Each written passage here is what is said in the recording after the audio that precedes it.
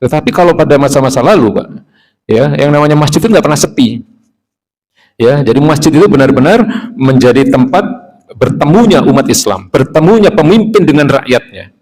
Ya, dalam rangka apa? Dalam rangka menyelesaikan berbagai persoalan, ya, baik persoalan umat ataupun persoalan negara, bahkan ya, persoalan ekonomi, persoalan hukum, persoalan sosial, politik dan seterusnya. Ya, jadi benar-benar masjid itu berfungsi sebagai tempat untuk membicarakan tentang permasalahan umat. Ya, selain sebagai tempat belajar mengajar, sebagai tempat dakwah, bahkan menjadi tempat latihan perang. Ya, pada masa-masa lalu itu, Pak. Ya, karena umat Islam itu sudah biasa dengan yang namanya berjihad. Ya, membicarakan strategi militer,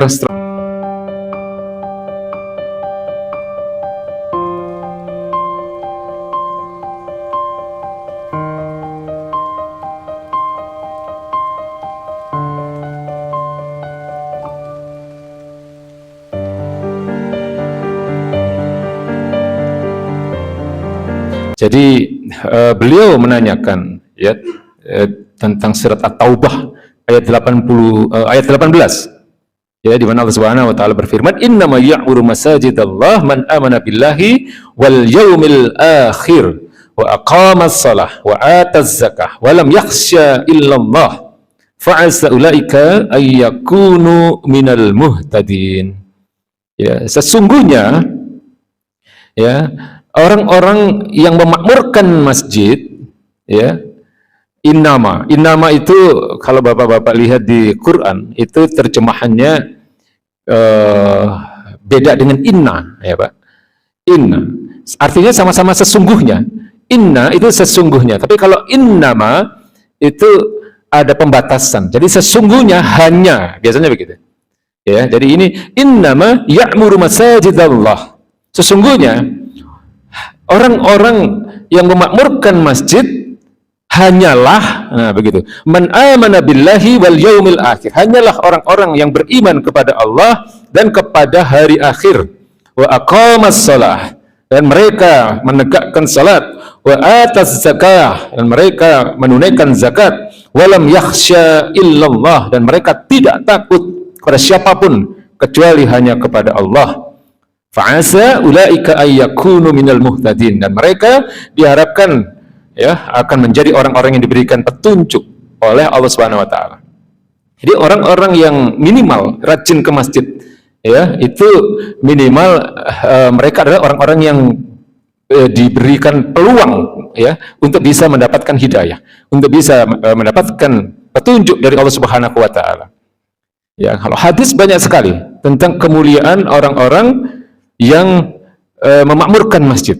Ya, salah satunya adalah baginda Nabi mengatakan dalam hadis yang diriwayatkan oleh Imam Ahmad, oleh Imam Tirmizi dan lain-lain. Jadi banyak sekali, ya, di dalam kitab-kitab hadis. Nabi pernah mengatakan, "Idza ra'aitum ar-rajul ya'tadul masajida fashhadu lahu bil iman." Ya, jika kalian melihat adanya seseorang yang biasa ke masjid, ya, artinya jika kalian melihat orang yang biasa beribadah di masjid, ya, mereka sering datang ke masjid, fashhadu, saksikan, fashhadu lahu bil iman, saksikan bahwa dia adalah orang beriman. Ya, artinya apa? Sulit sekali orang itu kalau tidak beriman akan tergerak hatinya ke masjid, betul ya? Ya, insya Allah kita yang sering datang ke masjid ini akan digolongkan oleh Allah Subhanahu wa taala sebagai orang-orang yang beriman, orang-orang yang mendapatkan hidayah, ya, dari Allah Subhanahu wa taala. Ya, jadi banyak sekali janji-janji Allah Subhanahu wa taala bagi orang-orang yang memakmurkan masjid. Ya, di antaranya mungkin hadisnya cukup populer, ya. Baginda Nabi pernah mengatakan, barang siapa membangun atau barang siapa memakmurkan masjid, maka Allah akan membangunkan baginya rumah di surga.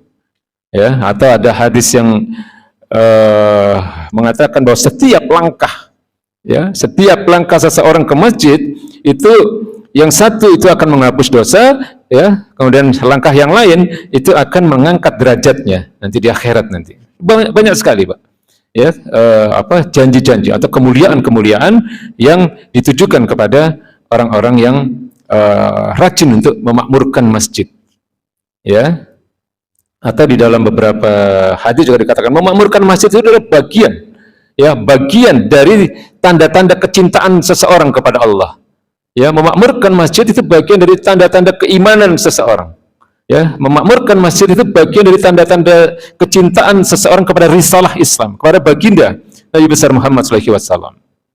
Ya, semoga kita digolongkan oleh Allah Subhanahu wa taala menjadi paling tidak menjadi bagian ya orang-orang yang ikut berperan serta di dalam memakmurkan masjid ini. Ya. Nah, tentu yang harus dipahami adalah bahwa yang dimaksud dengan memakmurkan masjid ini bukan hanya sholat, Pak. Ya, bukan hanya ibadah. Ya, tapi juga menjadikan masjid itu menjadi kegiatan tempat melakukan kegiatan-kegiatan keagamaan. Ya, menjadi tempat belajar mengajar, menjadi pusat dakwah. Ya, termasuk bagian dari memakmurkan masjid itu peran serta ya setiap orang di dalam memberikan kelancaran operasional masjid, ya, memberikan kenyamanan orang-orang yang datang ke masjid. Ini bagian dari memakmurkan masjid itu, ya, ya, yang dulu nggak ada AC-nya, sekarang diberi AC. Nah, ini orang-orang yang ikut berperan serta di situ, itu insya Allah menjadi bagian dari amal memakmurkan masjid itu, ya, membersihkan setiap waktu, ya, artinya setiap periode waktu, ya, 2 minggu sekali. Sebulan sekali membersihkan karpetnya dan seterusnya, yang ngurusin listrik, yang ngurusin airnya, insya Allah semua itu bagian dari amal yang dimaksud dengan memakmurkan masjid. Ya, jadi masjid itu kalau pada masa-masa kenabian beda, Pak. Ya, hari ini mungkin kita tidak biasa ya menyaksikan masjid itu menjadi tempat berkumpulnya umat Islam di dalam membicarakan berbagai persoalan-persoalan umat. Ya, jadi kalau masa lalu, masa kenabian, masa para sahabat, masa para tabi'in dan tabi'ut tabi'in, ya, yang namanya masjid itu benar-benar makmur dalam arti yang sesungguhnya, itu nggak pernah sepi masjid itu. Beda dengan sekarang mungkin ya. Jadi masjid itu hanya akan dikunjungi oleh umat Islam ketika waktu sholat atau ketika ada acara-acara tertentu saja. Ya, rapat misalnya atau ada acara kajian-kajian ya. Tetapi kalau pada masa-masa lalu, Pak, ya, yang namanya masjid itu nggak pernah sepi. Ya, jadi masjid itu benar-benar menjadi tempat bertemunya umat Islam, bertemunya pemimpin dengan rakyatnya. Ya, dalam rangka apa? Dalam rangka menyelesaikan berbagai persoalan, ya, baik persoalan umat ataupun persoalan negara, bahkan ya, persoalan ekonomi, persoalan hukum, persoalan sosial, politik dan seterusnya. Ya, jadi benar-benar masjid itu berfungsi sebagai tempat untuk membicarakan tentang permasalahan umat. Ya, selain sebagai tempat belajar mengajar, sebagai tempat dakwah, bahkan menjadi tempat latihan perang. Ya, pada masa-masa lalu itu, Pak. Ya, karena umat Islam itu sudah biasa dengan yang namanya berjihad. Ya, membicarakan strategi militer, strategi perang, menjadi tempat latihan perang itu. Nah, tapi tentu hari ini kita belum bisa ya berharap bisa mempunyai satu keadaan yang di mana umat Islam mempunyai kesadaran yang seperti itu, ya. Belum. Makanya dakwah ini diperlukan ya supaya umat Islam semakin hari semakin mengenal ajaran Islamnya itu.